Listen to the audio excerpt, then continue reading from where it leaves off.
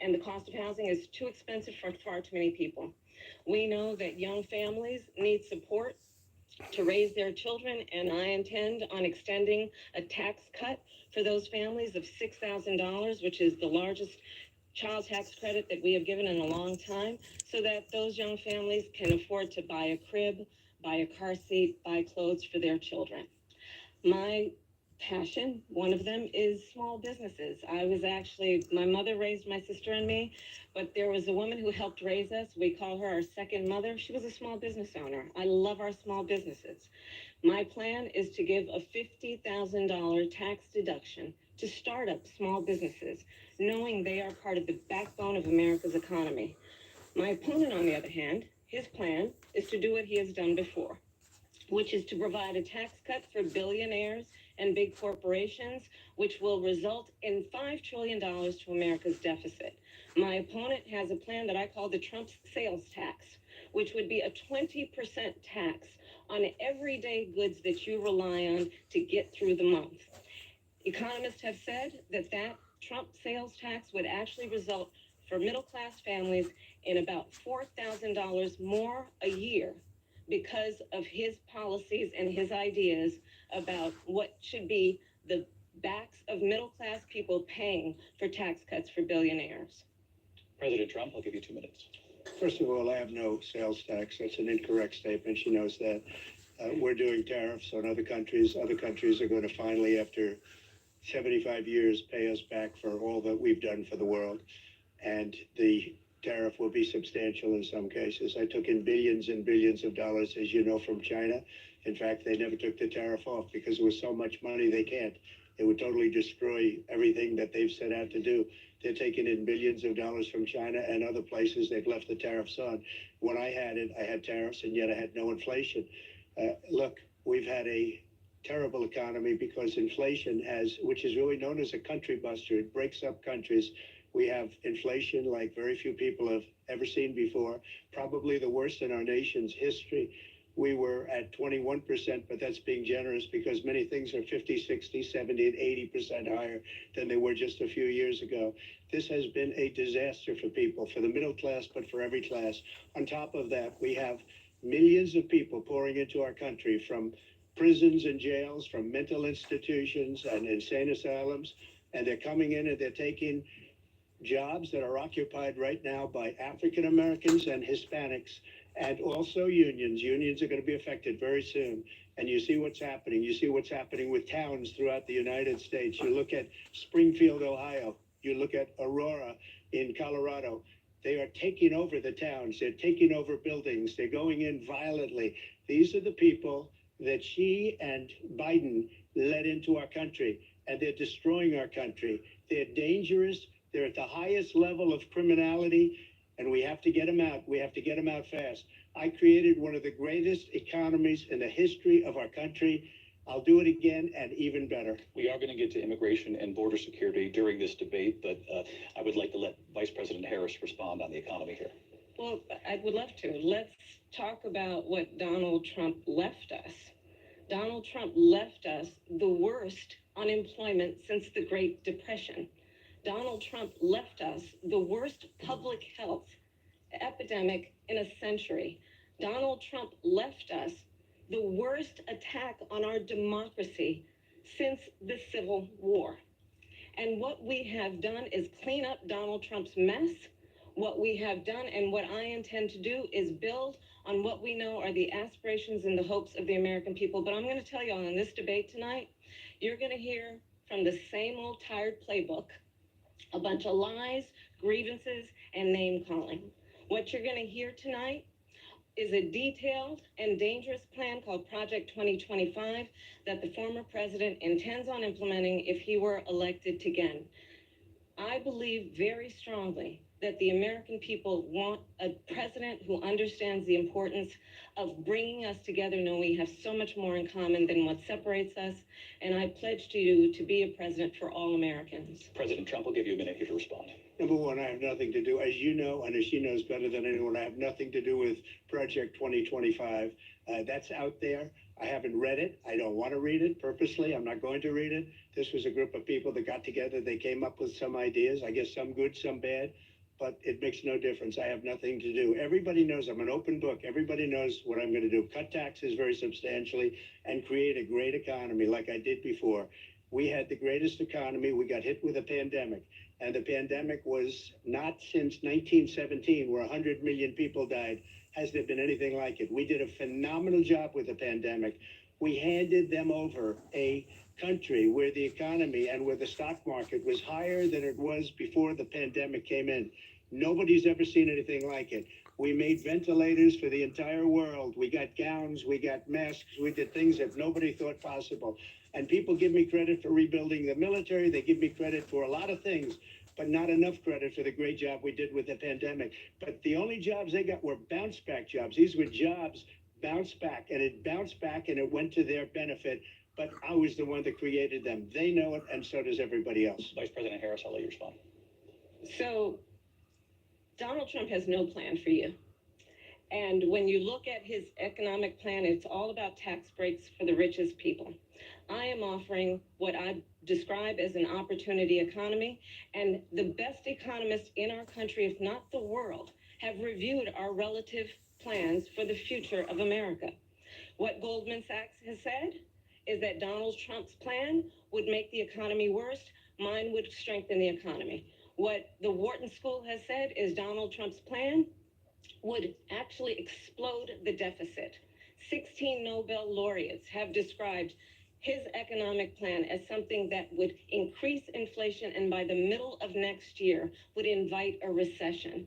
You just have to look at where we are and where we stand on the issues. And I'd invite you to know that Donald Trump actually has no plan for you because he is more interested in defending himself than he is in looking out for you.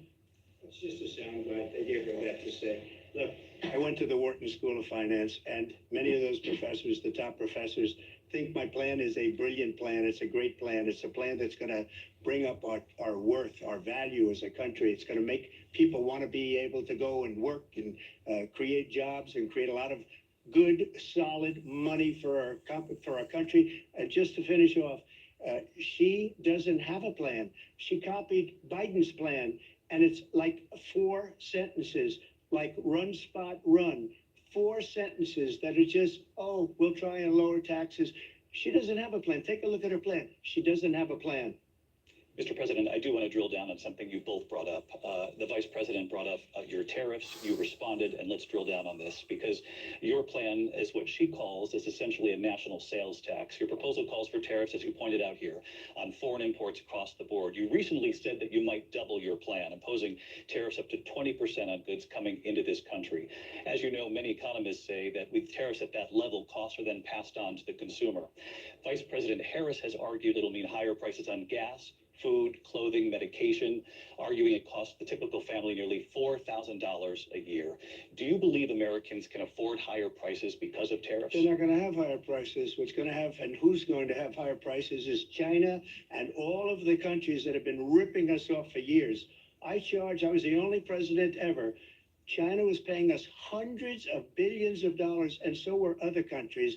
And, you know, if she doesn't like them, they should have gone out and they should have immediately cut the tariffs. But those tariffs are there 3.5 years now under their administration. We are going to take in billions of dollars, hundreds of billions of dollars.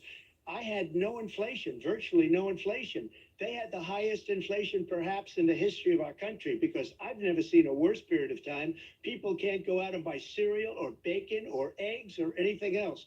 The people of our country are absolutely dying with what they've done. They've destroyed the economy. And all you have to do is look at a poll. The polls say 80 and 85 and even 90% that the Trump economy was great, that their economy was terrible. Vice President Harris, I do want to ask for your response. And you heard what the president said there, because the Biden administration did keep a number of the Trump tariffs in place. So how do you respond?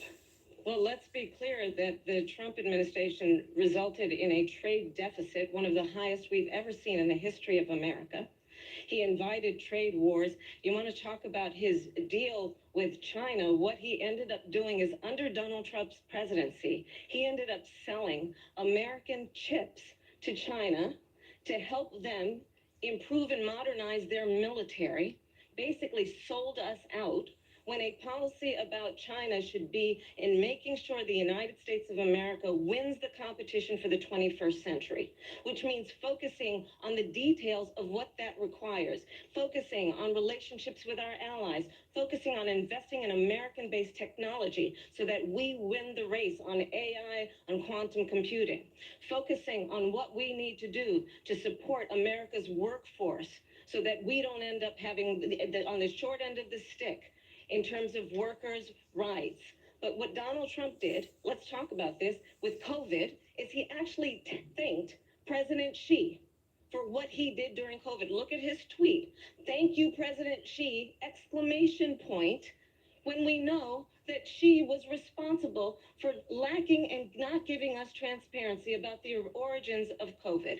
President Trump, I'll let you respond. First of all, they bought their chips from Taiwan. We hardly make chips anymore because of philosophies like they have and policies like they have. I don't say her because she has no policy. Everything that she believed 3 years ago and 4 years ago is out the window. She's going to my philosophy now. In fact, I was going to send her a MAGA hat.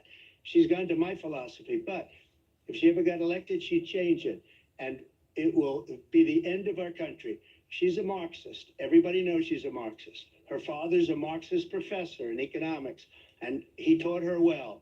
But when you look at what she's done to our country, and when you look at these millions and millions of people that are pouring into our country monthly, where it's, I believe, 21 million people, not the 15 that people say, and I think it's a lot higher than the 21. That's bigger than New York State pouring in. And just look at what they're doing to our country. They're criminals. Many of these people coming in are criminals. And that's bad for our economy, too. You know, you mentioned before, we'll talk about immigration later. Well, bad immigration is the worst thing that can happen to our economy. They have, and she has, destroyed our country with policy that's insane. Almost policy that you'd say they have to hate our country. President Trump, thank you. Lindsay? I want to turn to the issue of abortion. President Trump, you often touted that you were able to kill Roe v. Wade. Last year, you said that you were proud to be the most pro-life president in American history. Then last month, you said that your administration would be great for women and their reproductive rights. In your home state of Florida, you surprised many with regard to your 6-week abortion ban because you initially had said that it was too short. And you said, quote, I'm going to be voting that we need more than 6 weeks. But then the very next day, you reversed course and said you would vote to support the 6-week ban. Vice President Harris says that women shouldn't trust you on the issue of abortion because you've changed your position so many times. Therefore, why should they trust you? Well, the reason I'm doing that vote is because the plan is, as you know, the vote is, they have abortion in the 9th month. They even have, and you can look at the governor of West Virginia, the previous governor of West Virginia, not the current governor, is doing an excellent job, but the governor before, he said the baby will be born and we will decide what to do with the baby. In other words, we'll execute the baby. And that's why I did that, because that predominates, because they're radical. The Democrats are radical in that. And her vice presidential pick, which I think is a horrible pick, by the way, for our country, because he is really out of it. But her vice presidential pick says abortion in the 9th month is absolutely fine. He also says execution after birth. It's an execution, no longer abortion, because the baby is born, is okay. And that's not okay with me, hence the vote. But what I did is something for 52 years. They've been trying to get Roe v. Wade into the states.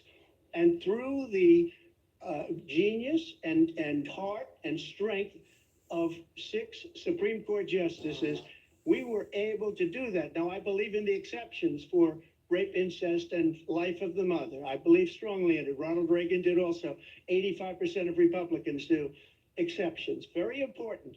But we were able to get it, and now states are voting on it. And for the first time, you're going to see, look, this is an issue that's torn our country apart for 52 years. Every legal scholar, every Democrat, every Republican, liberal, conservative, they all wanted this issue to be brought back to the states where the people could vote. And that's what happened. Now, Ohio, the vote was somewhat liberal. Kansas, the vote was somewhat liberal, much more liberal than people would have thought. But each individual state is voting. It's the vote of the people now. It's not tied up in the federal government. I did a great service in doing it. It took courage to do it. And the Supreme Court had great courage in doing it. And I give tremendous credit to those 6 justices. There is no state in this country where it is legal to kill a baby after it's born. Madam Vice President, I want to get your response to President Trump. Well, as I said, you're going to hear a bunch of lies, and that's not actually a surprising fact. Let's understand how we got here. Donald Trump hand-selected 3 members of the United States Supreme Court with the intention that they would undo the protections of Roe v. Wade. And they did exactly as he intended. And now in over 20 states, there are Trump abortion bans, which make it criminal for a doctor or nurse to provide health care. In one state, it provides prison for life. Trump abortion bans that make no exception even for rape and incest, which understand what that means. A survivor of a crime of violation to their body does not have the right to make a decision about what happens to their body next. That is immoral. And one does not have to abandon their faith or deeply held beliefs to agree. The government, and Donald Trump certainly, should not be telling a woman what to do with her body. I have talked with women around our country. You want to talk about this is what people wanted? Pregnant women who want to carry a pregnancy to term, suffering from a miscarriage, being denied care in an emergency room because the healthcare providers are afraid they might go to jail, and she's bleeding out in a car in the parking lot. She didn't want that. Her husband didn't want that. A 12 or 13-year-old survivor of incest being forced to carry a pregnancy to term. They don't want that. And I pledge to you, when Congress passes a bill to put back in place the protections of Roe v. Wade, as President of the United States, I will proudly sign it into law. But understand, if Donald Trump were to be reelected, he will sign a national abortion ban. Understand, in his Project 2025, there would be a national abortion, a monitor that would be monitoring your pregnancies, your miscarriages. I think the American people believe that certain freedoms, in particular the freedom to make decisions about one's own body, should not be made by the government. Thank you, Vice President Harris. Well, there she goes again. It's a lie. I'm not signing a ban, and there's no reason to sign a ban because we've gotten what everybody wanted. Democrats, Republicans, and everybody else, and every legal scholar wanted it to be brought back into the states, and the states are voting. And it may take a little time, but for 52 years, this issue has torn our country apart, and they've wanted it back in the states. And I did something that nobody thought was possible. The states are now voting. What she says is an absolute lie. And as far as the abortion ban, no, I'm not in favor of abortion ban, but it doesn't matter because this issue has now been taken over by the states. Would you veto a national abortion ban if it came Well, to I your won't desk? have to because, again, 2 things. Number one, she said she'll go back to Congress. She'll never get the vote. It's impossible for her to get the vote, especially now with the 50-50, essentially 50-50 in both Senate and the House. She's not going to get the vote. She can't get the vote. She won't even come close to it. So it's just talk. You know what it reminds me of? When they said they're going to get student loans terminated, and it ended up being a total catastrophe. The student loans, and then her, I think probably her boss, if you call him a boss, he spends all his time on the beach. But look, her boss went out and said, we'll do it again. We'll do it a different way. And he went out, got rejected again by the Supreme Court. So all these students got taunted with this whole thing about this whole idea, and how unfair that would have been. Part of the reason they lost to the millions and millions of people that had to pay off their student loans. They didn't get it for free, but they were saying it's the same way that they talked about that they talk about abortion. But if I could just get a yes or no, because your running mate, J.D. Vance, has said that you would veto it if it did come to your desk. Well, I didn't discuss it with J.D. In all fairness, J.D., and I don't mind if he has a certain view, but I think he was speaking for me, but I really didn't. Look, we don't have to discuss it because she'd never be able to get it, just like she couldn't get student loans. They couldn't get student loans. They didn't even come close to getting student loans. They taunted young people and a lot of other people that had loans. They can never get this approved. So it doesn't matter what she says about going to Congress. So wonderful. Let's go to Congress. Do it. But the fact is that for years, they wanted to get it out of Congress and out of the federal government. And we did something that everybody said couldn't be done. And now you have a vote of the people on abortion. Vice President Harris, I want to give you your time to respond, but I do want to ask, would you support any restrictions on a woman's right to an abortion? I absolutely support reinstating the protections of Roe v. Wade. And as you rightly mentioned, nowhere in America is a woman carrying a pregnancy to term and asking for an abortion. That is not happening. It's insulting to the women of America. And understand what has been happening under Donald Trump's abortion bans. Couples who pray and dream of having a family are being denied IVF treatments. What is happening in our country? Working people, working women who are working one or two jobs, who can barely afford childcare as it is, have to travel to another state to get on a plane sitting next to strangers to go and get the health care she needs. Barely can afford to do it, and what you are putting her through is unconscionable. And the people of America have not, the majority of Americans believe in a woman's right to make decisions about her own body, and that is why in every state where this issue has been on the ballot, in red and blue states both, the people of America have voted for freedom. Vice President Harris, Excuse me, I have to respond. Another lie. It's another lie. I have been a leader on IVF, which is fertilization. The IVF, I have been a leader. In fact, when they got a very negative decision on IVF from the Alabama courts, I saw the people of Alabama and the legislature 2 days later voted it in. I've been a leader on it. They know that, and everybody else knows it. I have been a leader on fertilization, IVF. And the other thing, you should ask, will she allow abortion in the 8th month, 9th month, 7th month? Come on. Okay, would you do that? Why don't you ask her that question? Why don't you answer That's the problem. question? Would you because veto? Under Roe v. Answer Wade, the question. Would you veto? You could do abortions in the 7th month, the 8th month, the 9th That's month, not true. and probably after birth. Just look at the former governor of Virginia. The governor of Virginia said, we put the baby aside and then we determine what we want to do with the baby. President Trump, thank you. We're going to turn now to immigration and border security. We know it's an issue that's important to Republicans, Democrats, voters across the board in this country. Vice President Harris, you were tasked by President Biden with getting to the root causes of migration from Central America. We know that illegal border crossings reached a record high in the Biden administration. This past June, President Biden imposed tough new asylum restrictions. We know the numbers since then have dropped significantly.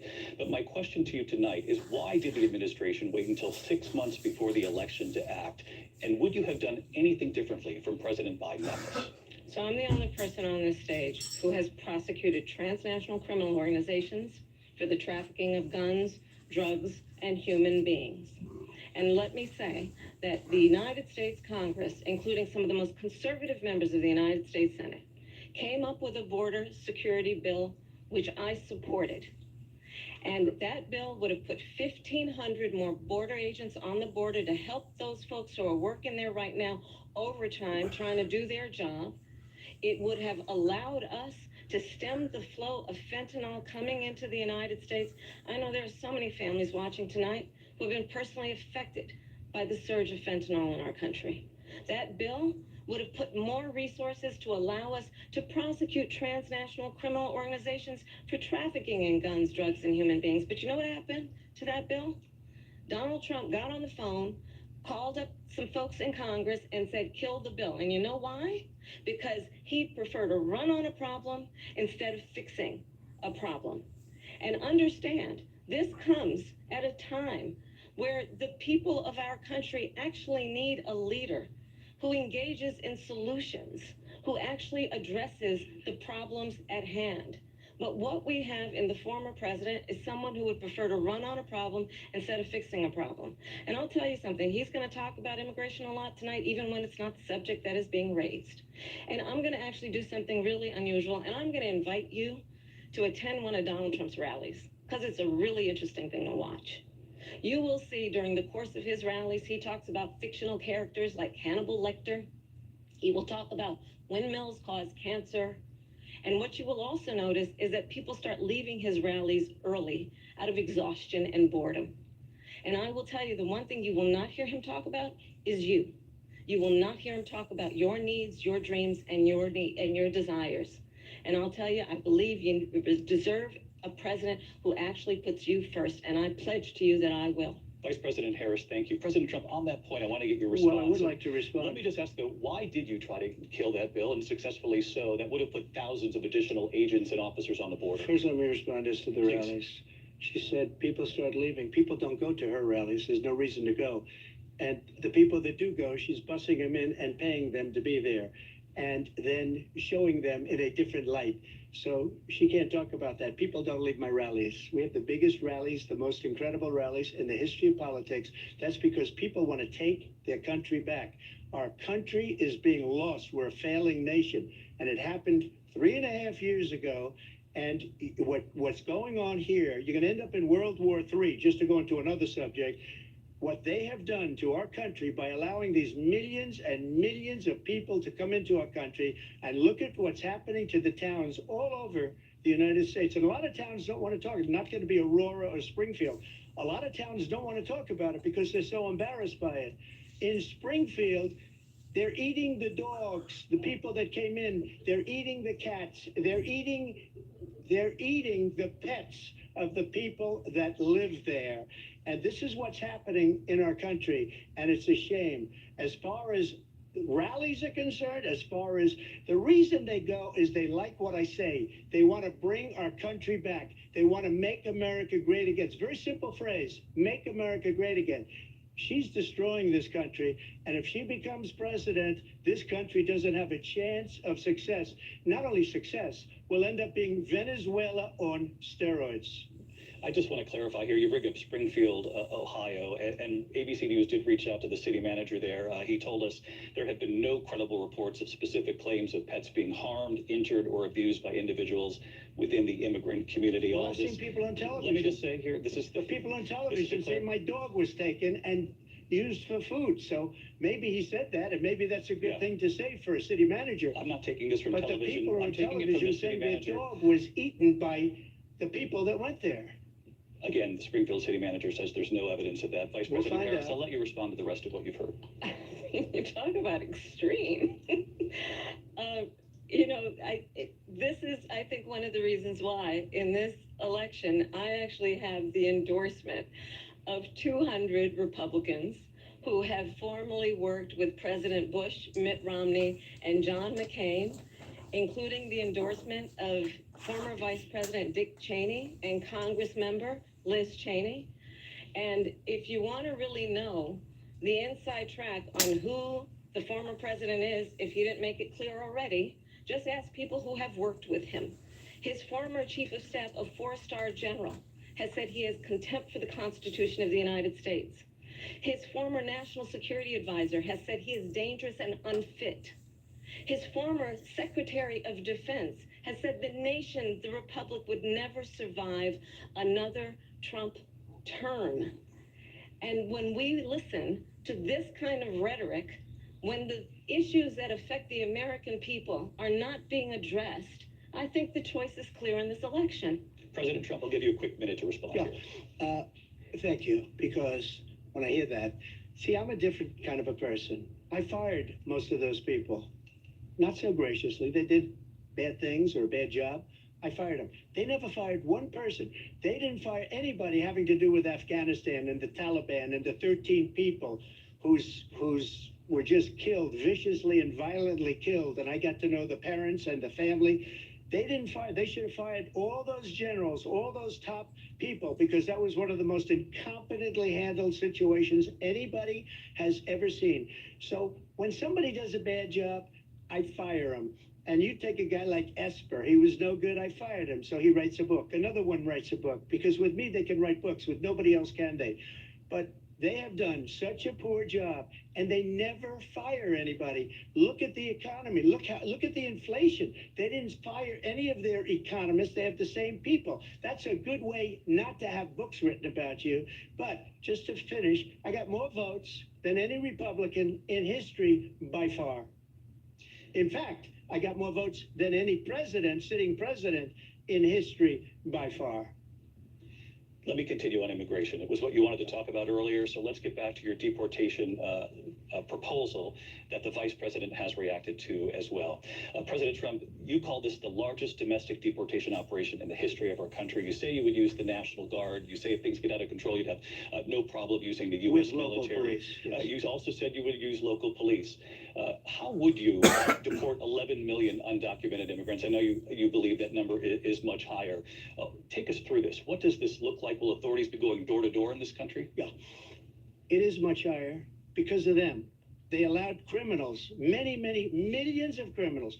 They allowed terrorists. They allowed common street criminals. They allowed people to come in, drug dealers, to come into our country. And they're now in the United States and told by their countries like Venezuela, don't ever come back or we're going to kill you. Do you know that crime in Venezuela and crime in countries all over the world is way down?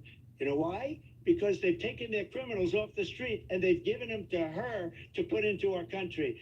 And this will be one of the greatest mistakes in history for them to allow. And I think they probably did it because they think they're going to get votes, but it's not worth it because they're destroying the fabric of our country by what they've done. There's never been anything done like this at all. They've destroyed the fabric of our country. Millions of people let in, and all over the world, crime is down all over the world except here. Crime here is up and through the roof, despite their fraudulent statements that they made.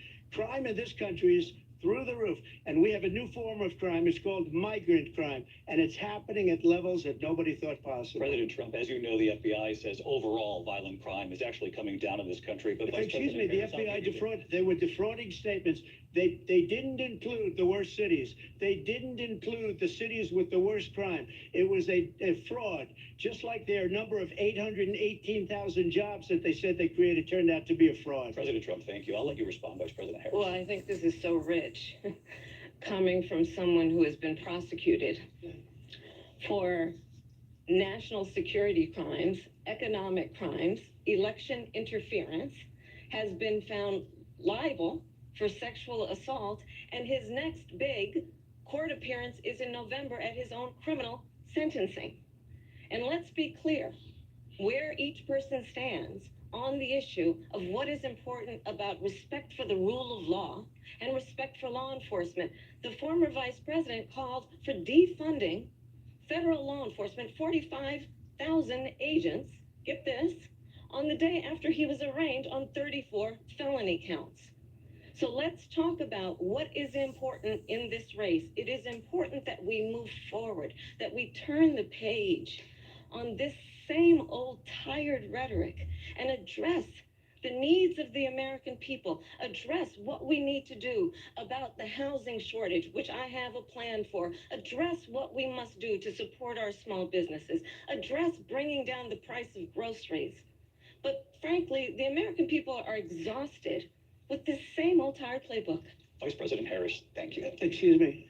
Every one of those cases was started by them against their political opponent. And I'm winning most of them, and I will win the rest on appeal. And you saw that with the decision that came down just recently from the Supreme Court. I'm winning most of them. But those are cases, it's called weaponization. Never happened in this country. They weaponized the Justice Department. Every one of those cases was involved with the DOJ, from Atlanta and Fani Willis to the Attorney General of New York and the DA in New York. Every one of those cases. And then they say, oh, he's a criminal. They're the ones that made them go after me. By the way, Joe Biden was found essentially guilty on the documents case. And what happened in my documents case? They said, oh, that's the toughest of them all. A complete and total victory. 2 months ago, it was thrown out. It's weaponization, and they used it, and it's never happened in this country. They used it to try and win an election. They're fake cases. President Trump, thank you. A really quick response here, Vice President Harris, on this notion of weaponization of the Justice Department. Well, let's talk about extreme and understand the context in which this election in 2024 is taking place. The United States Supreme Court recently ruled that the former president would essentially be immune from any misconduct if he were to enter the White House again. Understand, this is someone who has openly said he would terminate, I'm quoting, terminate the Constitution of the United States, that he would weaponize the Department of Justice against his political enemies. Someone who has openly expressed disdain for members of our military. Understand what it would mean if Donald Trump were back in the White House with no guardrails. Because certainly we know now the court won't stop him. We know J.D. Vance is not going to stop him. It's up to the American people. Vice President stop Harris, him. thank you. Lindsay? Vice President Harris, in your last run for president. This is the one that weaponized, not me. She weaponized. I probably took a bullet to the head because of the things that they say about me. They talk about democracy. I'm a threat to democracy. They're the threat to democracy with a fake Russia investigation We do have a lot to that get- went nowhere. We have a lot to get to. Lindsay? Vice President Harris, in your last run for president, you said you wanted to ban fracking. Now you don't. You wanted mandatory government buyback programs for assault weapons. Now your campaign says you don't. You supported decriminalizing border crossings. Now you're taking a harder line. I know you say that your values have not changed. So then why have so many of your policy positions changed? So my values have not changed, and I'm going to discuss every one of the, at least every point that you've made. But in particular, let's talk about fracking because we're here in Pennsylvania. I made that very clear in 2020. I will not ban fracking. I have not banned fracking as Vice President of the United States. And in fact, I was the tie-breaking vote on the Inflation Reduction Act, which opened new leases for fracking. My position is that we have got to invest in diverse sources of energy so we reduce our reliance on foreign oil. We have had the largest increase in domestic oil production in history because of an approach that recognizes that we cannot over-rely on foreign oil. As it relates to my values, let me tell you, I grew up a middle-class kid raised by a hardworking mother who worked and saved and was able to buy our first home when I was a teenager. The values I bring to the importance of home ownership, knowing not everybody got handed $400 million on a silver platter and then filed bankruptcy 6 times, is a value that I bring to my work to say we are going to work with the private sector and home builders to increase 3 million homes, increase by 3 million homes by the end of my first term. My work that is related to having a friend when I was in high school who was sexually assaulted by her stepfather. And my focus then on protecting women and children from violent crime is based on a value that is deeply grounded in the importance of standing up for those who are most vulnerable. My work that is about protecting Social Security and Medicare is based on long-standing work that I have done, protecting seniors from scams. My values have not changed. And what is important is that there is a president who actually brings values and a perspective that is about lifting people up and not beating people down and name calling. The true measure of the leader is the leader who actually understands the strength is not in beating people down, it's in lifting people up. I intend to be that president. President Trump, your Well, first of all, I wasn't given $400 million. I wish I was. My father was a Brooklyn builder, Brooklyn, Queens, and a great father, and I learned a lot from him. But I was given a fraction of that, a tiny fraction, and I built it into many, many billions of dollars, many, many billions. And when people see it, they are even surprised. So we don't have to talk about that. Fracking, she's been against it for 12 years. Defund the police, she's been against that forever. She gave all that stuff up very wrongly, very horribly, and everybody's laughing at it, okay? They're all laughing at it. She gave up at least 12 and probably 14 or 15 different policies. Like, she was big on defund the police. In Minnesota, she went out, wait a minute, I'm talking, if you don't mind, please. Does that sound familiar? Well, She went out in Minnesota and wanted to let criminals that killed people, that burned down Minneapolis, she went out and raised money to get them out of jail. She did things that nobody would ever think of. Now she wants to do transgender operations on illegal aliens that are in prison. This is a radical left liberal that would do this. She wants to confiscate your guns, and she will never allow fracking in Pennsylvania. If she won the election, Fracking in Pennsylvania will end on day one. Just to finish, one thing so important in my opinion. So I got the oil business going like nobody has ever done before. When they took over, they got rid of it, started getting rid of it, and the prices were going up the roof. They immediately let these guys go to where they were. I would have been 5 times, 4 times, 5 times higher, because you're talking about 3.5 years ago. They got it up to where I was because they had no choice, because the prices of energy were quadrupling and doubling. You saw what happened to gasoline. So they said, let's go back to Trump. But if she won the election, the day after that election, they'll go back to destroying our country, and oil will be dead, fossil fuel will be dead. We'll go back to windmills, and we'll go back to solar, where they need a whole desert to get some energy to come out of it. You ever see a solar plant? By the way, I'm a big fan of solar, but they take 400, 500 acres of desert President soil. Trump, we have a These lot are of not issues good things that for we the have to get environment, to. as We're she out of time. understands. Thank you. Lindsay, thank you. We have an election in just 56 days. And I want to talk about the peaceful transfer of power, which, of course, we all know is a cornerstone of our democracy, and the role of a president in a moment of crisis. Mr. President, on January 6th, you told your supporters to march to the Capitol. You said you would be right there with them. The country and the world saw what played out at the Capitol that day, the officers coming under attack. Aides in the West Wing say you watched it unfold on television off the Oval Office. You did send out tweets, but it was more than 2 hours before you sent out that video message telling your supporters to go home. Is there anything you regret about what you did on that day? You just said a thing that isn't covered. Peacefully and patriotically, I said during my speech, not later on. Peacefully and patriotically. And nobody on the other side was killed. Ashley Babbitt was shot by an out-of-control police officer that should have never, ever shot her. It's a disgrace. But we didn't do this group of people that have been treated so badly. I ask, what about all the people that are pouring into our country and killing people that she allowed to pour in? She was the border czar, remember that. She was the border czar. She doesn't want to be called the border czar because she's embarrassed by the border. In fact, she said at the beginning, oh, I'm surprised you're not talking about the border yet. That's because she knows what a bad job they've done.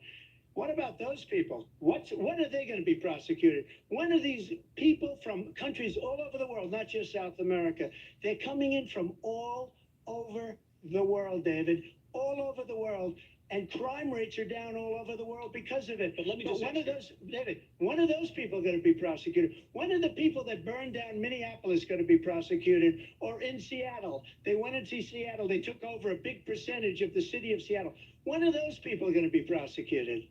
But let me just ask you. You might ask her that question. You were the president. You were watching it unfold on television. It's a very simple question as we move forward toward another election. Is there anything you regret about what you did on that day? Yes or no? I had nothing to do with that other than they asked me to make a speech. I showed up for a speech. I said, I think it's going to be big. I went to Nancy Pelosi and the mayor of Washington, D.C., and the mayor put it back in writing, as you know. I said, this is going to be a very big rally or whatever you want to call it. And again, it wasn't done by me. It was done by others. I said, I'd like to give you 10,000 National Guard or soldiers. They rejected me. Nancy Pelosi rejected me. It was just 2 weeks ago. Her daughter has a tape of her saying she is fully responsible for what happened. They want to get rid of that tape. It would have never happened if Nancy Pelosi and the mayor of Washington did their jobs. I wasn't responsible for security. Nancy Pelosi was responsible. She didn't do her job. The question was about you as president, not about former Speaker Pelosi, but I do want Vice President Harris to respond here. I was at the Capitol on January 6th. I was the vice president-elect. I was also an acting senator. I was there. And on that day, the president of the United States incited a violent mob to attack our nation's capital, to desecrate our nation's capital. On that day, 140 law enforcement officers were injured, and some died. And understand, the former president has been indicted and impeached for exactly that reason. But this is not an isolated situation. Let's remember Charlottesville, where there was a mob of people carrying tiki torches, spewing anti-Semitic hate. And what did the president then at the time say? There were fine people on each side. let's remember that when it came to the Proud Boys, a militia, the former president said, stand back and stand by. So for everyone watching who remembers what January 6th was, I say, we don't have to go back.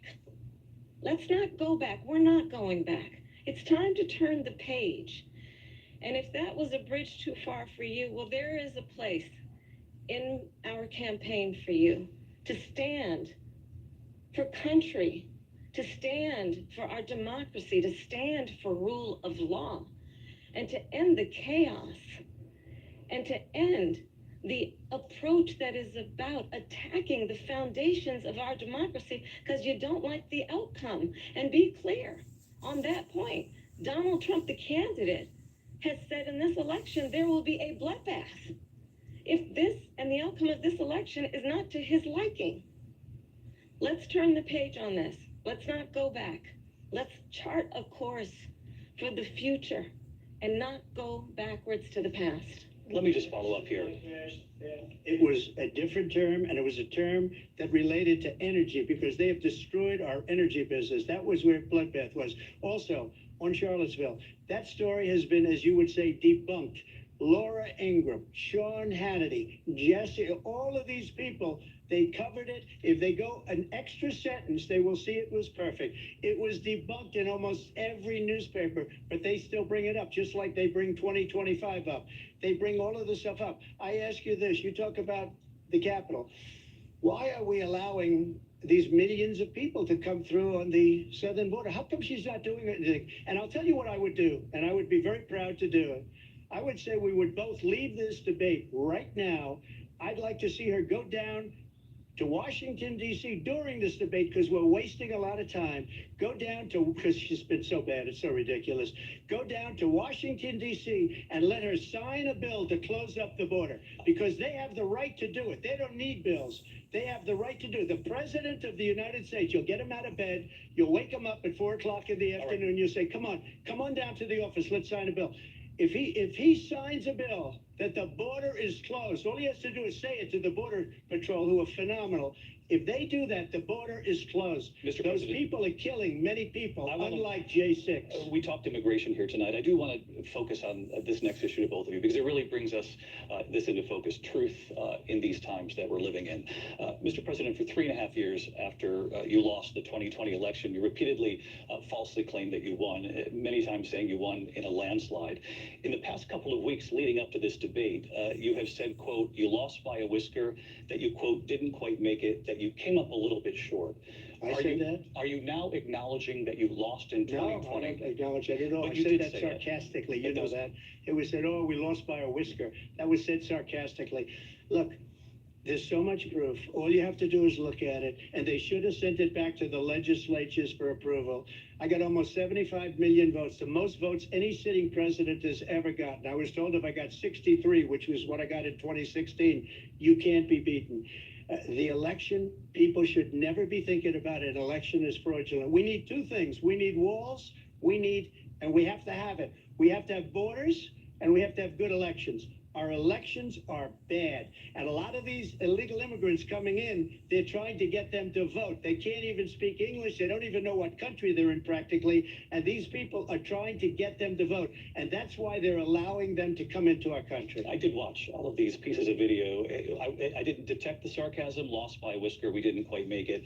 And we should just point out here as clarification, and you know this, you and your allies, 60 cases in front of many judges, many of them No judge looked at it. And said they said we didn't have standing.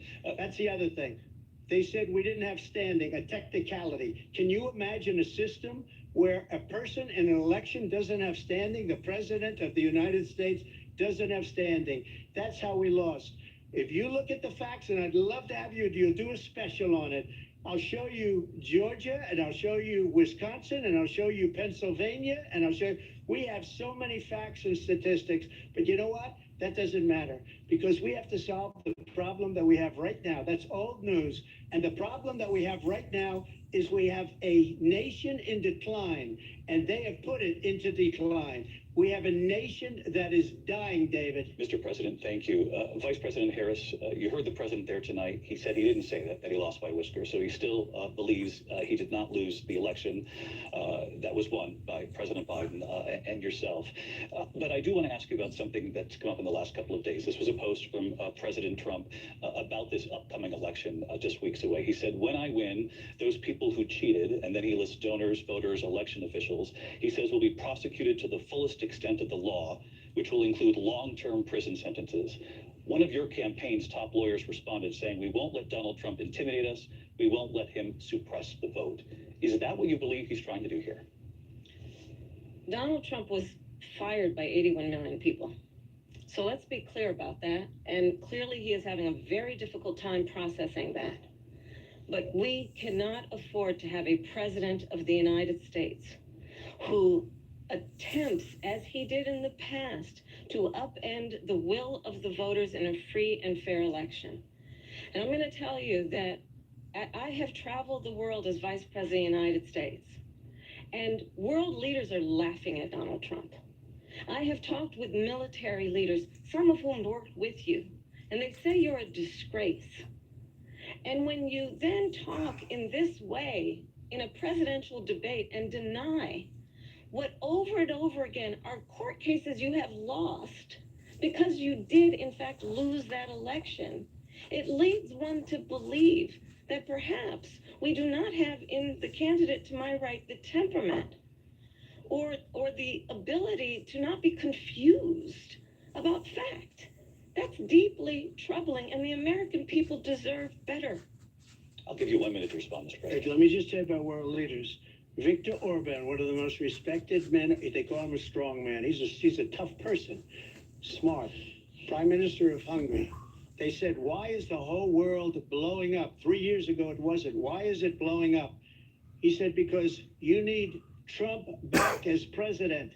They were afraid of him. China was afraid, and I don't like to use the word afraid, but I'm just quoting him. China was afraid of him. North Korea was afraid of him. Look at what's going on with North Korea, by the way. He said Russia was afraid of him. I ended the Nord Stream 2 pipeline, and Biden put it back on day one, but he ended the XL pipeline. The XL pipeline in our country, he ended that. But he let the Russians build a pipeline going all over Europe and heading into Germany, the biggest pipeline in the world. Look, Viktor Orban said it. He said the most respected, most feared person is Donald Trump. We had no problems when Trump was president, but when this weak, pathetic man that you saw at a debate just a few months ago, that if he weren't in that debate, he'd be running instead of her. She got no votes. He got 14 million votes. What you did, you talk about a threat to democracy. He got 14 million votes, and they threw him out of office. And you know what? I'll give you a little secret. He hates her. He can't stand her. But he got 14 million votes. They threw him out. She got 0 votes. And when she ran, she was the first one to leave because she failed. And now she's running. I don't understand it, but I'm okay with it because your time is I up. think we're going to do very well. We've got a lot more to get to. Turning now Yes. to the Israel-Hamas war and the hostages who are still being held, Americans among them. Vice President Harris, in December, you said, quote, Israel has a right to defend itself, but you added, quote, it matters how, saying international humanitarian law must be respected. Israel must do more to protect innocent civilians. You said that 9 months ago. Now an estimated 40,000 Palestinians are dead. Nearly 100 hostages remain. Just last week, Prime Minister Benjamin Netanyahu said there's not a deal in the making. President Biden has not been able to break through the stalemate. How would you do it? Well, let's understand how we got here. On October 7th, Hamas, a terrorist organization, slaughtered 1,200 Israelis. Many of them young people who were simply attending a concert. Women were horribly raped. And so absolutely, I said then, I say now, Israel has a right to defend itself. We would. And how it does so matters. Because it is also true, far too many innocent Palestinians have been killed. Children, mothers. What we know is that this war must end. It must end immediately, and the way it will end is we need a ceasefire deal and we need the hostages out. And so we will continue to work around the clock on that. Work around the clock, also understanding that we must chart a course for a two-state solution. And in that solution, there must be security for the Israeli people and Israel, and in equal measure for the Palestinians. But the one thing I will assure you always, I will always give Israel the ability to defend itself, in particular as it relates to Iran and any threat that Iran and its proxies pose to Israel. But we must have a two-state solution where we can rebuild Gaza, where the Palestinians have security, self-determination, and the dignity they so rightly deserve. President Trump, how would you negotiate with Netanyahu and also Hamas in order to get the hostages out and prevent the killing of more innocent civilians in Gaza? If I were president, it would have never started. If I were president, Russia would have never, ever, I know Putin very well, he would have never, and there was no threat of it either, by the way, for 4 years, have gone into Ukraine and killed millions of people when you add it up, far worse than people understand what's going on over there.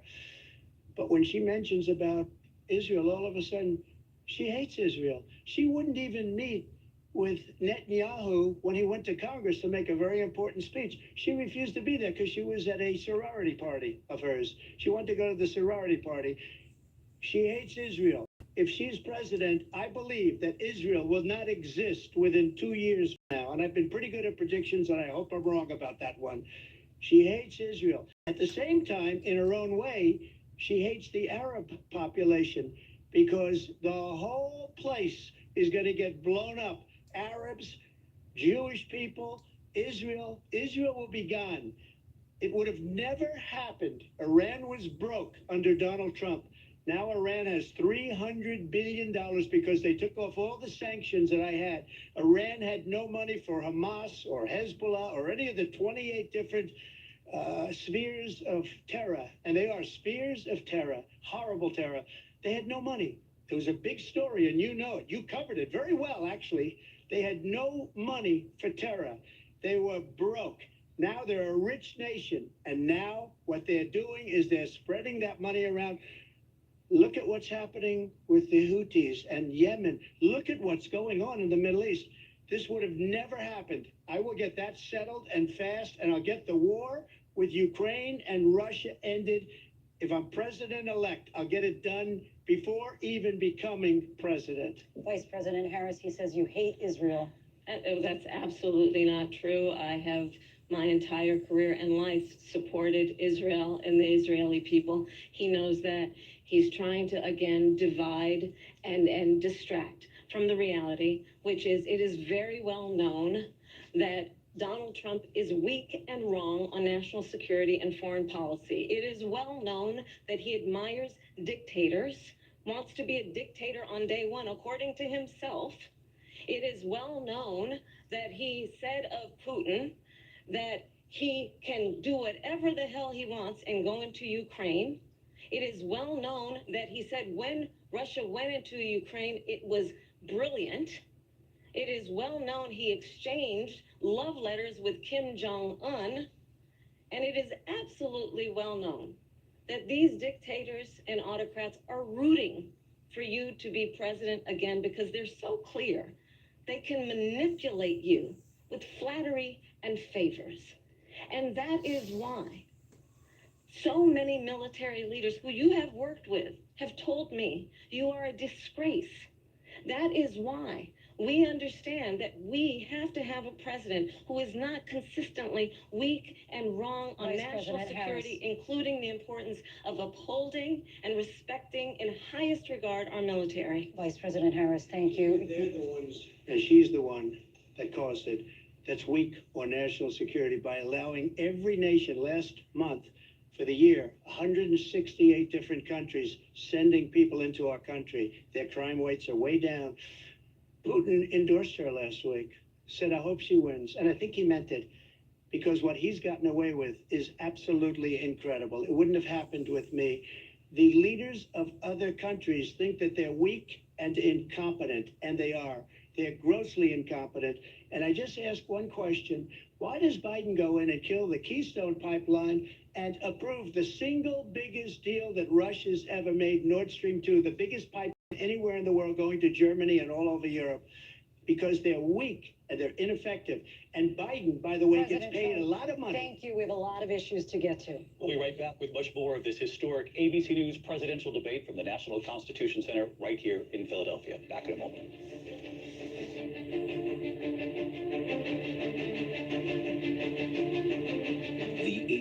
Coming up tonight, welcome to our special coverage here on Scripps News. Going to break down what we just heard, get analysis, reaction, and yes, we're doing some fact checking. Stay right there. A special debate edition of Path to the White House, following the debate on Scripps News. More Americans are turning to Scripps News. The economy was number one. Border security. Where do you stand on abortion rights? I want to make sure that we can afford our groceries. Reporting from the middle matters. Be in the middle of it all. Stay with Scripps News. I'm Richard Karn, and I love my hose. My hose is lightweight. Hose will not kink. Come on. And my hose is anti-leak. It ain't those old hoses. This is my hose. The new pocket hose Copper Bullet, now infused with real copper, so your water is always clean and lead-free. Just turn on the water and watch your hose grow and grow to a full-size 3/4-inch hose. It stretches and expands like a rubber band. And when you turn off the water, away it goes, shrinking and squeezing that water out until it's practically bone dry. And that makes it easy to carry and put away. Our new inner tube uses 3 layers of high-strength latex on the inside. Then it's wrapped in a new polymer filament jacket, similar to the technology used in forest fire hoses because it's light and tough. 3 times stronger than the other hoses. It's guaranteed for 10 years. Nearly impossible to tear or snag. And the redesigned connector protector helps stop leaks at the spigot. But my favorite part of our new hose build, the oversized, easy-to-grip fittings. Easy on and off, even with gloves. With more than 100 patents worldwide, it's the best pocket hose in the world. Get the super light 25-foot pocket hose Copper Bullet today for only $29.99. But wait, call now and get our copper spray nozzle with our exclusive thumb drive free. Simply use your thumb to turn off and on. And with 10 unique patterns, you'll have a setting for every job. It's a $30 value, yours free with a 50-foot Copper Bullet. But it's not available in stores. This is an exclusive release of our newest pocket hose. There is a strict limit of 3 per order, so don't wait. Order now. To order, call 1-800-401-8930 or visit copperbullet.hose.com. So call 1-800-401-8930 or visit copperbullet.hose.com. Order now. It's AARP. Are you joining AARP? Actually, I just did. Call or go to joinaarp.org to join today for just $9 per year with a 5-year term, and your second membership is free. And get instant access to discounts on eye care, prescriptions, savings on travel, dining, and deals from top retailers. So many ways to save. Instant resources, tools, and tips to help manage your money, maximize your health, and so much more. Great offers find you wherever you are. And AARP is the largest advocacy group for people over 50. Your voice will be heard. I love the local retail discounts. I'm nowhere near ready to retire, and AARP has been a tremendous resource for that. And we check out the hotels, the dining. AARP saves us a lot of money. Join and get an insulated trunk organizer free, plus AARP the magazine. Call 800-708-1289 or go to joinaarp.org now.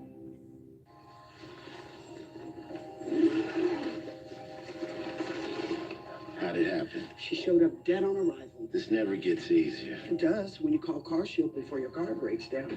Look at these prices. The camshaft, transmission, engine. Don't people know? A plan through CarShield could protect up to 5,000 parts and systems. You hate to see it. An out-of-warranty car is going to break down eventually. Right, which is why they need a plan through CarShield. Best of all, you'll get access to CarShield's concierge service, who can even help you find a mechanic near you.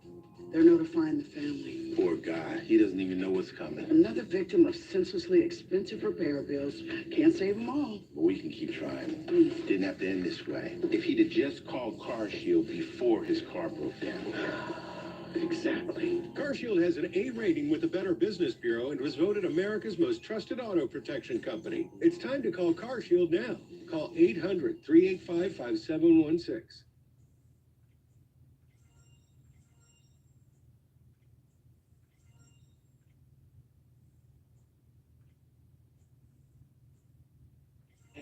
Live from the National Constitution Center in Philadelphia, Pennsylvania. Here again, David Muir and Lindsay Davis. Welcome back to this historic ABC News presidential debate tonight. We're going to continue here, and I want to turn to the war in Ukraine. We're now 2.5 years into this conflict. Mr. President, it has been the position of the Biden administration that we must defend Ukraine from Russia, from Vladimir Putin, to defend their sovereignty, their democracy, that it's in America's best interest to do so, arguing that if Putin wins, he may be emboldened to move even further into other countries. You have said you would solve this war in 24 hours. You said so just before the break tonight. How exactly would you do that? And I want to ask you a very simple question tonight. Do you want Ukraine to win this war?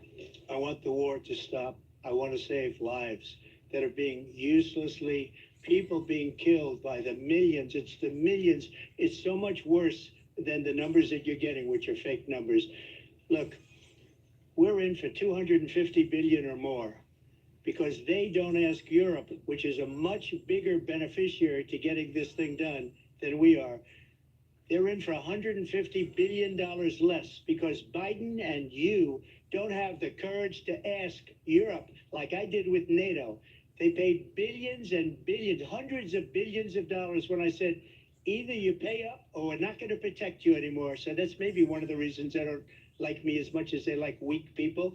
But you take a look at what's happening. We're in for 250 to 275 billion. They're into 100 to 150. They should be forced to equalize. With that being said, I want to get the war settled. I know Zelensky very well, and I know Putin very well. I have a good relationship, and they respect your president, okay? They respect me. They don't respect Biden. How would you respect him? Why? For what reason? He hasn't even made a phone call in 2 years to Putin. Hasn't spoken to anybody. They don't even try and get it. That is a war that's dying to be settled. I will get it settled before I even become president. If I win, when I'm president-elect, and what I'll do is I'll speak to one, I'll speak to the other, I'll get them together. That war would have never happened.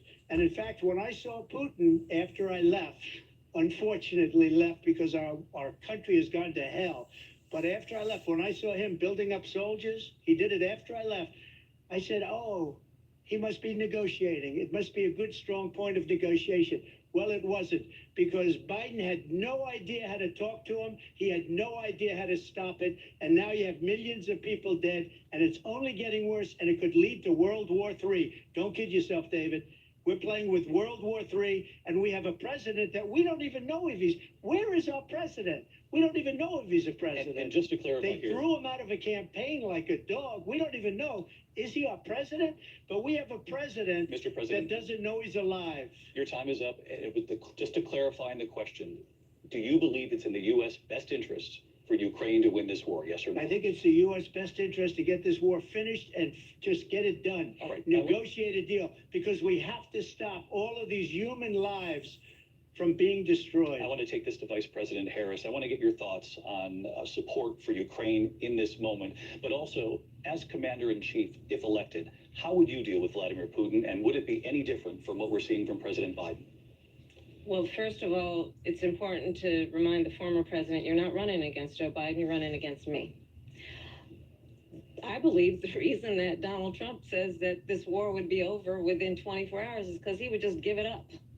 And that's not who we are as Americans. Let's understand what happened here.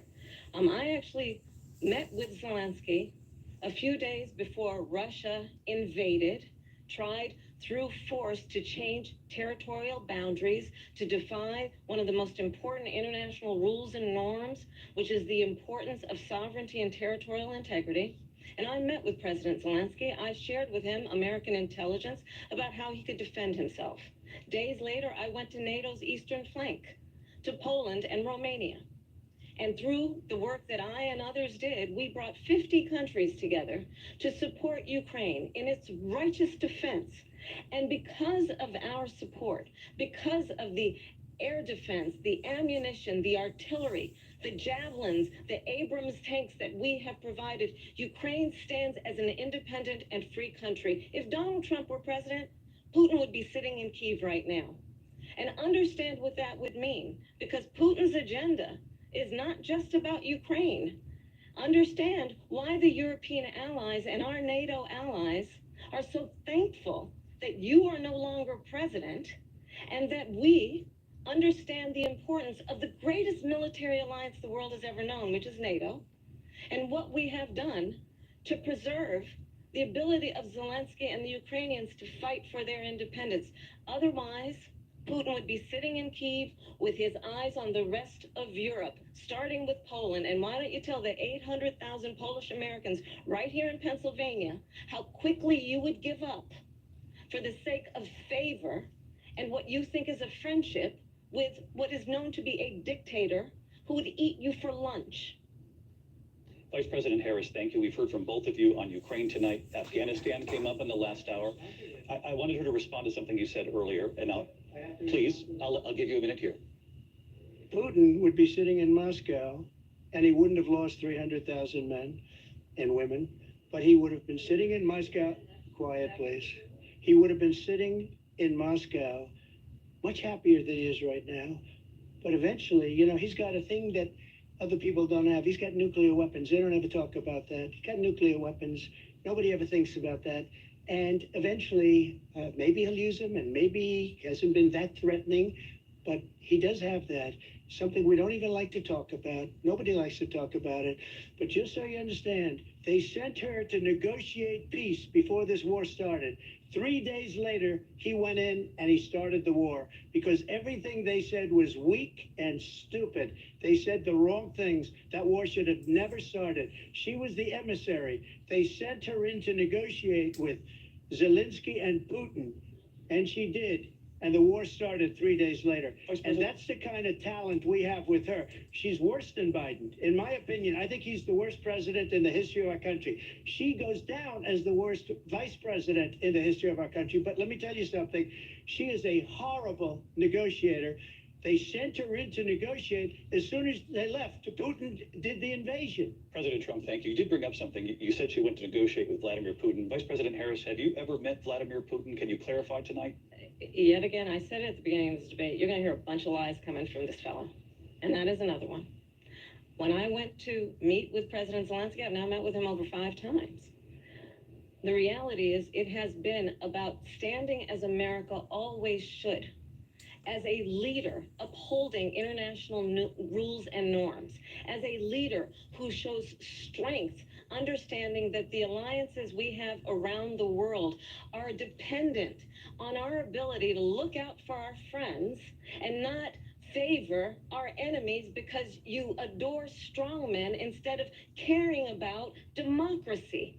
And that is very much what is at stake here. The President of the United States is commander-in-chief, and the American people have a right to rely on a president who understands the significance of America's role and responsibility in terms of ensuring that there is stability and ensuring we stand up for our principles and not sell them for the benefit of personal flattery. We talked about Ukraine and Vladimir Putin. I do want to talk about Afghanistan. It came up in the first hour of this debate. I want to move on to Afghanistan. Stoltenberg said Trump did the most amazing thing I've ever seen. He got these countries, the 28 countries at the time, to pay up. He said, I've never seen, he's the head of NATO. He said, I've never seen, for years we were paying almost all of NATO. We were being ripped off by European nations, both on trade and on NATO. I got them to pay up by saying one of the statements you made before, if you don't pay, we're not going to protect you. Otherwise, we would have never gotten it. He said it was one of the most incredible jobs that he's ever seen done. Thank you. I want to turn to Afghanistan. It came up in the first hour of the debate, and we witnessed a poignant moment today on Capitol Hill, honoring the soldiers who died in the chaotic withdrawal from Afghanistan. I do want to ask the Vice President, do you believe you bear any responsibility in the way that withdrawal played out? Well, I will tell you, I agreed with President Biden's decision to pull out of Afghanistan. 4 presidents said they would, and Joe Biden did.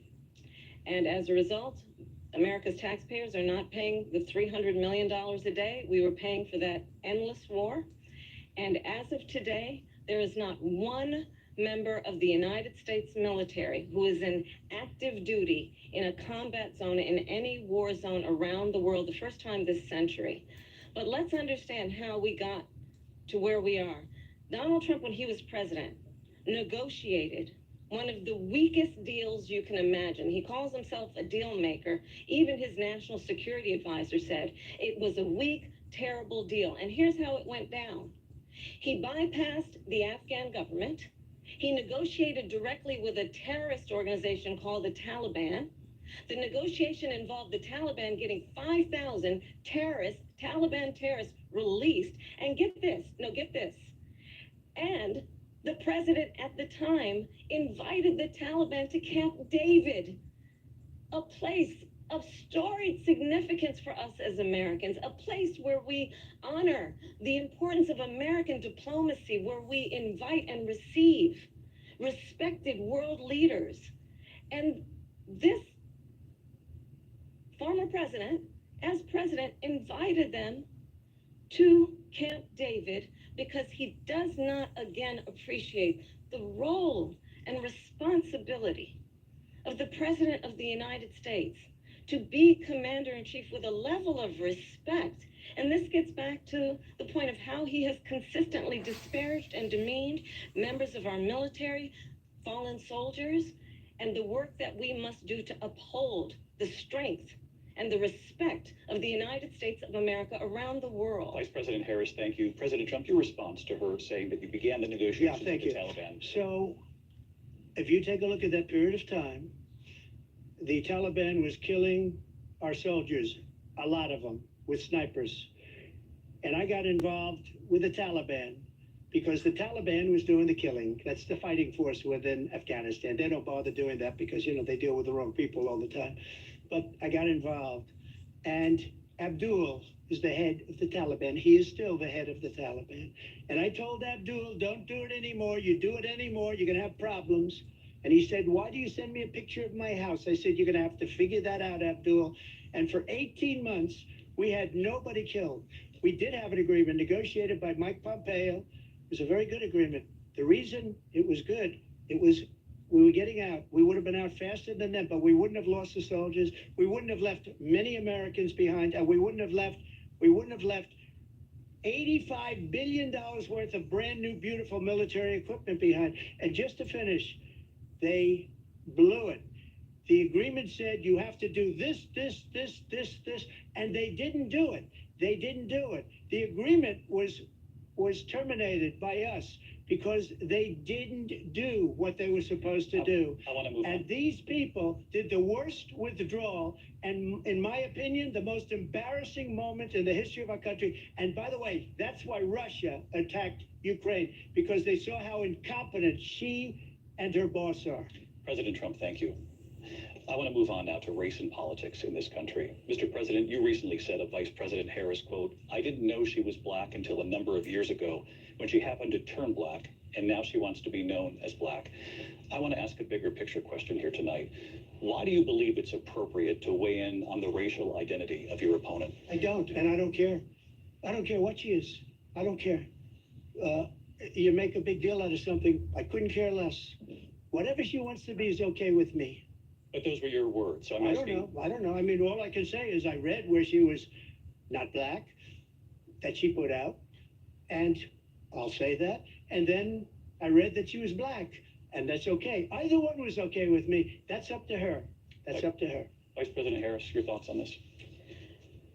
I think honestly, I think it's a tragedy that we have someone who wants to be president who has consistently, over the course of his career, attempted to use race to divide the American people. I do believe that the vast majority of us know that we have so much more in common than what separates us, and we don't want this kind of approach that is just constantly trying to divide us, and especially by race. And let's remember how Donald Trump started. He was he owned buildings, and he was investigated because he refused to rent property to black families. Let's remember, this is the same individual who took out a full-page ad in the New York Times calling for the execution of 5 young black and Latino boys who were innocent, the Central Park 5. Took out a full-page ad calling for their execution. This is the same individual who spread birther lies about the first black president of the United States. And I think the American people want better than that, want better than this, want someone who understands, as I do, I travel our country. We see in each other a friend. We see in each other a neighbor. We don't want a leader who is constantly trying to have Americans point their fingers at each other.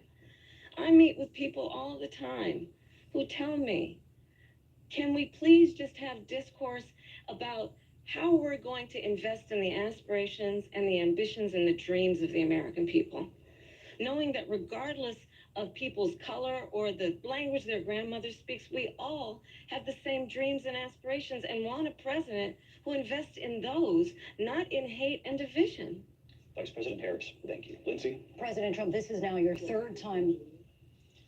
This is the most divisive presidency in the history of our country. There's never been anything like it. They're destroying our country, and they come up with things like what she just said. Going back many, many years, when a lot of people, including Mayor Bloomberg, agreed with me on the Central Park 5, they admitted, they said, they pled guilty. And I said, well, if they pled guilty, they badly hurt a person, killed a person ultimately. And if they pled guilty, then they pled, we're not guilty. But this is a person that has to stretch back years, 40, 50 years ago, because there's nothing now. I built one of the greatest economies in the history of the world, and I'm going to build it again. It's going to be bigger, better, and stronger. But they're destroying our economy. They have no idea what a good economy is. Their oil policies, every single policy. And remember this, she is Biden. You know, she's trying to get away from Biden. I don't know the gentleman, she says. She is Biden. The worst inflation we've ever had, a horrible economy because inflation has made it so bad that she can't get away with that. Thank you. Time's up. I want to respond to that, though. I want to just respond briefly. Clearly, I am not Joe Biden, and I am certainly not Donald Trump. And what I do offer is a new generation of leadership for our country. One who believes in what is possible, one who brings a sense of optimism about what we can do instead of always disparaging the American people. I believe in what we can do to strengthen our small businesses, which is why I have a plan. Let's talk about our plans and let's compare the plans. I have a plan to give startup businesses $50,000 tax deduction, to pursue their ambitions, their innovation, their ideas, their hard work. I have a plan, $6,000 for young families for the first year of your child's life to help you in that most critical stage of your child's development. I have a plan that is about allowing people to be able to pursue what has been fleeting in terms of the American dream by offering a help with down payment of $25,000 down payment assistance for first-time home buyers.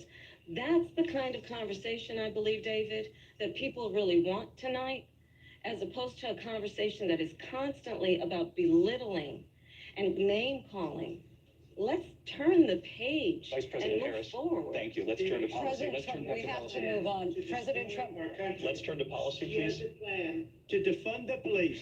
She has a plan to confiscate everybody's gun. President Trump, She has we do a have to plan move to on to not other allow issues. fracking in Pennsylvania or anywhere else. Okay. That's what her plan is until just recently. I just need to President respond. Trump, No, the President former Trump. president has No, said I'm something sorry. twice that I need to No, respond to. I'm sorry. I We're just gonna need to move respond on, Vice one President time Harris. to what he has President said Trump, this multiple is times. now your third time running for president. You have long vowed to repeal and replace the Affordable Care Act, also known as Obamacare. You have failed to accomplish that. You now say you're going to keep Obamacare, Obamacare, quote, unless we can do something much better. Last month, you said, quote, we're working on it. So tonight, 9 years after you first started running, do you have a plan, and can you tell us what it is? Obamacare was lousy health care, always was. It's not very good today. And what I said, that if we come up with something, and we are working on things, we're going to do it and we're going to replace it. But remember this, I inherited Obamacare because Democrats wouldn't change it. They wouldn't vote for it. They were unanimous. They wouldn't vote to change it. If they would have done that, we would have had a much better plan than Obamacare. But the Democrats came up, they wouldn't vote for it. I had a choice to make when I was president. Do I save it and make it as good as it can be, never going to be great, or do I let it rot? And I felt I had an obligation, even though politically it would have been good to just let it rot and let it go away. I decided, and I told my people, the top people, and they're very good people. I have a lot of good people in that administration. We read about the bad ones. We had some real bad ones too, and so do they. They have really bad ones. The difference is they don't get rid of them. But let me just explain. I had a choice to make. Do I save it and make it as good as it can be, or do I let it rot? And I saved it. I did the right thing. But it's still never going to be great, and it's too expensive for people. And what we will do is we're looking at different plans.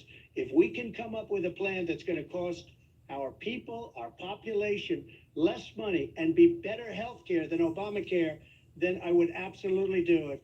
But until then, I'd run it as good as it can be run. So just a yes or no, you still do not have a plan?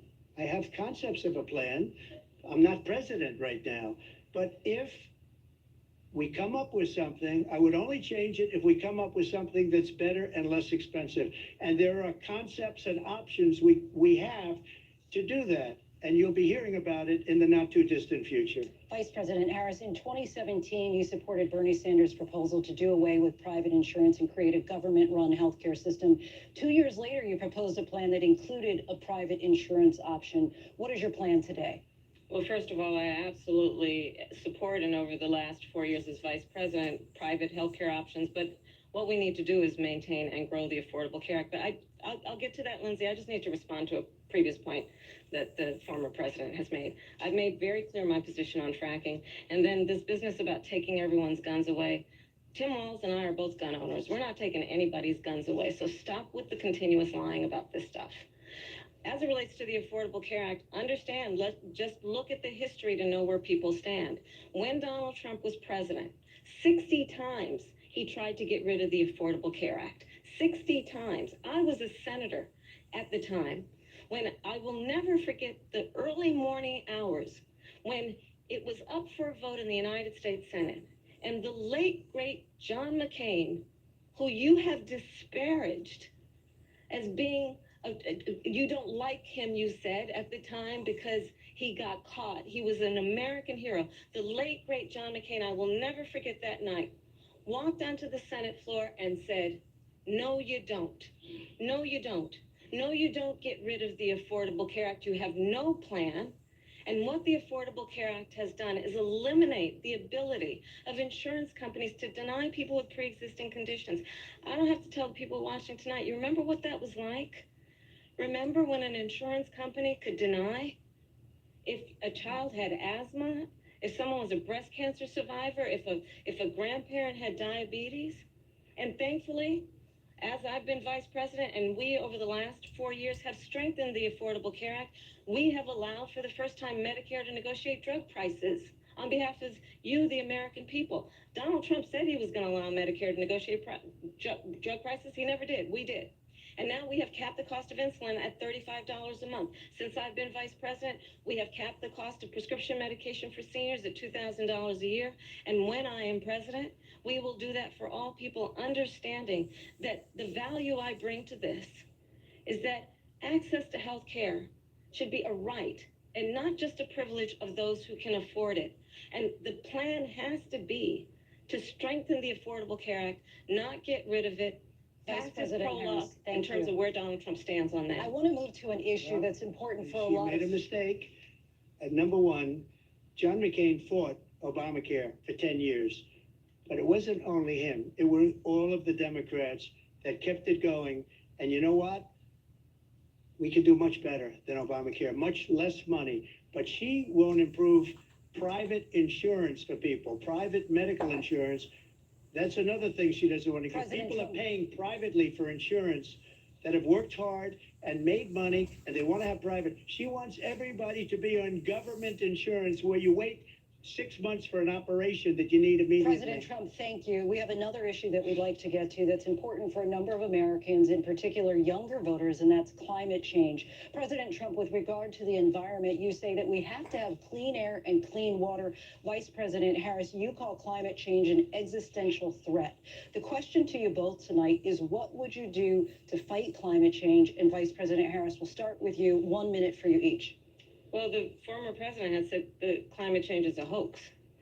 And what we know is that it is very real. You ask anyone who lives in a state who has experienced these extreme weather occurrences, who now is either being denied home insurance or it's being jacked up.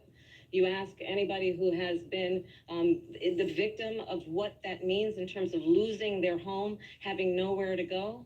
We know that we can actually deal with this issue. The young people of America care deeply about this issue. And I am proud that as vice president over the last 4 years, we have invested $1 trillion in a clean energy economy, while we have also increased domestic gas production to historic levels. We have created over 800,000 new manufacturing jobs while I have been vice president. We have invested in clean energy to the point that we are opening up factories around the world. Donald Trump said he was going to create manufacturing jobs. He lost manufacturing jobs.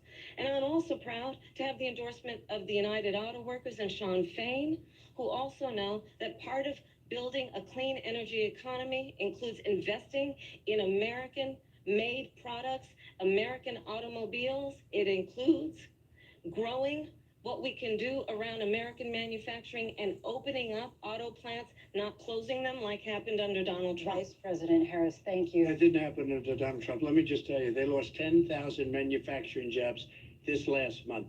They're all leaving. They're building big auto plants in Mexico, in many cases owned by China. They're building these massive plants, and they think they're going to sell their cars into the United States because of these people. What they have given to China is unbelievable. But we're not going to let that. We'll put tariffs on those cars so they can't come into our country, because they will kill the United Auto Workers and any auto worker, whether it's in Detroit or South Carolina or any other place. What they've done to business and manufacturing in this country is horrible. We have nothing because they refuse. You know, Biden doesn't go after people because supposedly China paid him millions of dollars. He's afraid to do it. Between him and his son, they get all this money from Ukraine. They get all this money from all of these different countries. And then you wonder, why is he so loyal to this one, that one, Ukraine, China? Why is he? Why did he get $3.5 million from the mayor of Moscow's wife? Why did she pay him $3.5 million? This is a crooked administration, and they're selling our country down the tubes. President Trump, thank you. Thank you.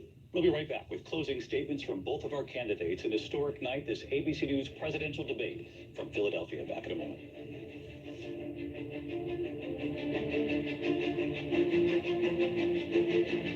The ABC News presidential debate will continue after this.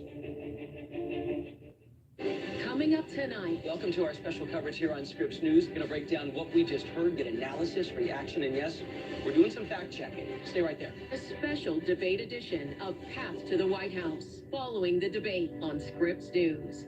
Why is America paying attention to the race? Because what takes place on both sides of the aisle here can be seen on both sides of these aisles. The Race. Weeknights at 6/5 Central, only on Scripps News. I didn't ask to lose my mother or to be abused at 5 years old. I didn't ask to be kicked out of my house with nowhere to go. I just can't. I'm so sorry. I didn't ask for any of this. But I did ask for help, and Covenant House was there. Thanks to their love and support, and to generous people like you, I got what I needed to take control of my life. For the young people who didn't ask to be put in unthinkable situations, Covenant House is there providing safety, hope, and a brighter future. Call or go online now. For a gift of only $19 a month, just 63 cents a day, you can provide hot meals, safe shelter, medical care, and love to more than 2,000 young people who sleep at a Covenant house every night. 1 in 10 young adults will experience homelessness this year. Your gift can help reach them when they need it most. I didn't ask for my parents and my family to disown me. I didn't ask to end up in a homeless shelter. The beauty of it all is that I found Covenant House. The need is overwhelming, but your monthly support will make sure no young person is ever turned away. Call or go online right now to safeplacetosleep.org with your gift of just $19 a month. With your monthly donation, you'll receive this soft, comforting blanket as a reminder of the warmth and safety your gift will provide a young person tonight. Covenant House really helped me and really helped mold me into the woman I am today. If there's no Covenant House, where would I be today? Your monthly gift is urgently needed to reach young people in communities like yours who didn't ask to be put in unthinkable situations. Show them they're loved and not alone. Call the number on your screen or go online to safeplacetosleep.org. I'm Richard Karn, and I love my hose. My hose is lightweight. My hose will not kink. Come on. And my hose is anti-leak. It ain't those old hoses. This is my hose.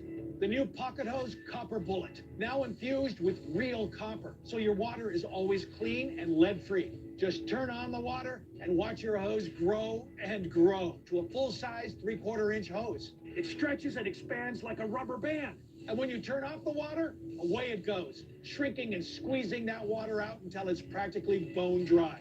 And that makes it easy to carry and put away. Our new inner tube uses 3 layers of high-strength latex on the inside. Then it's wrapped in a new polymer filament jacket, similar to the technology used in forest fire hoses because it's light and tough. 3 times stronger than the other hoses. It's guaranteed for 10 years. Nearly impossible to tear or snag. And the redesigned connector protector helps stop leaks at the spigot. But my favorite part of our new hose build?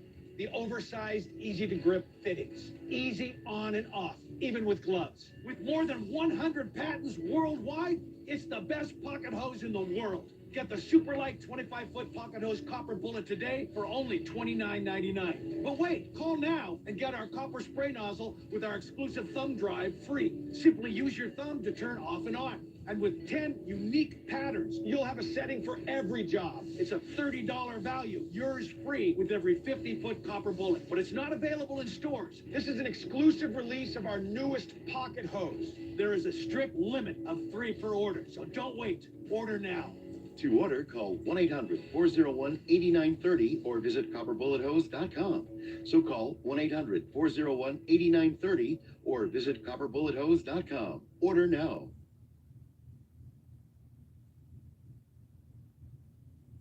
Live from the National Constitution Center in Philadelphia, Pennsylvania. Here again, David Muir and Lindsay Davis. Welcome back tonight. The time has come for closing statements, and Vice President Harris, we begin with you. So I think you've heard tonight 2 very different visions for our country. One that is focused on the future, and the other that is focused on the past, and an attempt to take us backward. But we're not going back. And I do believe that the American people know we all have so much more in common than what separates us. And we can chart a new way forward. And a vision of that includes having a plan, understanding the aspirations, the dreams, the hopes, the ambition of the American people, which is why I intend to create an opportunity economy, investing in small businesses, in new families, in what we can do around protecting seniors, what we can do that is about giving hardworking folks a break and bringing down the cost of living. I believe in what we can do together that is about sustaining America's standing in the world and ensuring that we have the respect that we so rightly deserve, including respecting our military and ensuring we have the most lethal fighting force in the world. I will be a president that will protect our fundamental rights and freedoms, including the right of a woman to make decisions about her own body and not have her government tell her what to do. I'll tell you, I started my career as a prosecutor. I was the DA, I was an attorney general, a United States senator, and now vice president. I've only had one client, the people.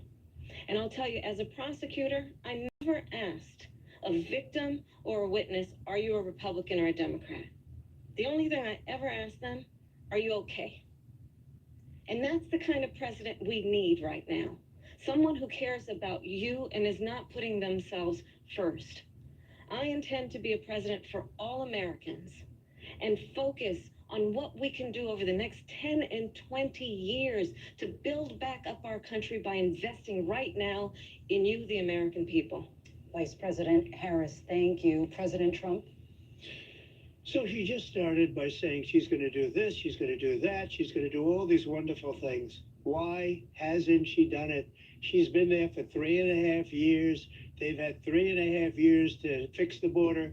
They've had 3.5 years to create jobs and all the things we talked about. Why hasn't she done it? She should leave right now, go down to that beautiful White House, go to the Capitol, get everyone together and do the things you want to do, but you haven't done it and you won't do it because you believe in things that the American people don't believe in.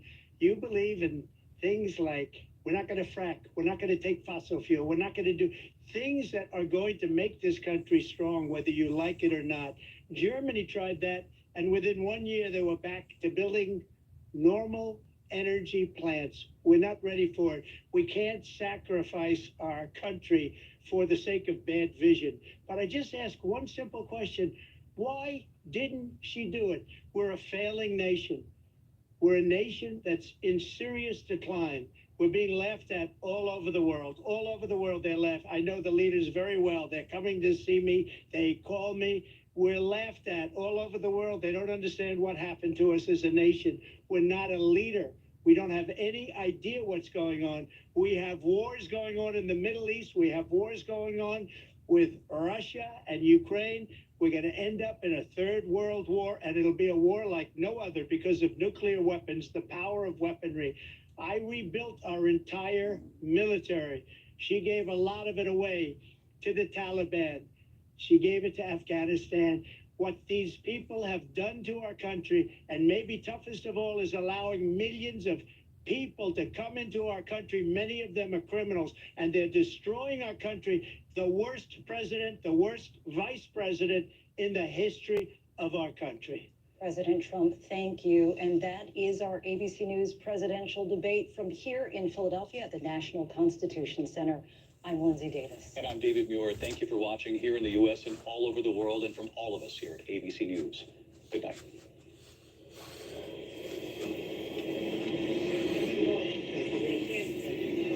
All right, the first and perhaps only presidential debate between Vice President Kamala Harris and former President Donald Trump coming to an end there. I'm Maritza Giorgio, live in Philadelphia, joined by Del Walters in Atlanta. Maritza, we are also joined by Scripps News political director Andrew Rafferty and the Republican former governor of Arkansas, Asa Hutchinson. We'll bring everybody in just a moment. That debate beginning with the walkout and Trump not meeting Harris in the middle for the traditional debate handshake, the vice president instead having to make the journey to his podium herself. So let's go right now to our political director, Andrew Rafferty. He is in our nation's capital. And Andrew, lots of questions asked of the former president, little in the way of answers. I want to start, though, with what may be the most bizarre moment of the debate. The former president accusing immigrants in Ohio of eating animals, prompting a fact check from David Muir that Trump just brushed off. Take a listen. I just want to clarify here, you bring up Springfield, Ohio, and ABC News did reach out to the city manager there. He told us there have been no credible reports of specific claims of pets being harmed, injured, or abused by individuals within the immigrant community. Well, I've seen people on television. Let me just say here, this is the people on television say my dog was taken and used for food. So maybe he said that, and maybe that's a good thing to say for a city manager. I'm not taking this from but television. But the people I'm on taking it from television the city say their manager. dog was eaten by the people that went there. Again, the Springfield city manager says there's no evidence of that. Vice We'll President find Harris, out. I'll let you respond to the rest of what you've heard. You talk about extreme. Ralph, how will voters process what they just heard on that issue? Well, I honestly, I think a lot of voters are going to have to Google that. I doubt too many folks were familiar with that narrative coming in. This is something that's been pushed in conservative media. Springfield, Ohio, a town where there have been an influx of Haitian immigrants. As of late, there's been this narrative that they've been eating or kidnapping pets and geese to eat. But as you heard David Muir, the moderator there, kind of fact-checked that. But the bigger picture here, and we saw this throughout the night, was Trump many times tried to pivot back to immigration, a border security. That's an issue that we know Republicans feel much more comfortable and strong on. But a number of times he kind of got sidetracked, either by some of the comments from Kamala Harris, or in this case, by a narrative that has been proven false, and one that really hasn't gained that much traction. A lot of voters probably weren't that familiar with. Yeah, Raph, I think most questions he pivoted back to immigration or migrants based off of what we saw tonight and knowing what we know about which voters they need to reach. Will this debate move the needle for the election, do you think? Look, I think for Harris, there was a strategy that she could sort of distract Trump by bringing up these issues that we know he likes to talk about. January 6th, the election being stolen. And if the goal was for her to sort of showcase to voters how sort of turbulent a second Trump presidency can be, I think she made some headway on that. I don't think she made a ton of headway of sort of talking to those voters who don't know a whole lot about her policy platform. These debates are hard to do that, so this is part of a building process between now and November. But as we know, people are going to start voting pretty soon, guys. All right, Political Director Andrew Rafferty, thank you so much, and we will have more analysis right after this quick break. Sponsored by SelectQuote. We shop, you save. He was only 47. Aneurysm. Did he have life insurance? Do you? No. You gotta get on it.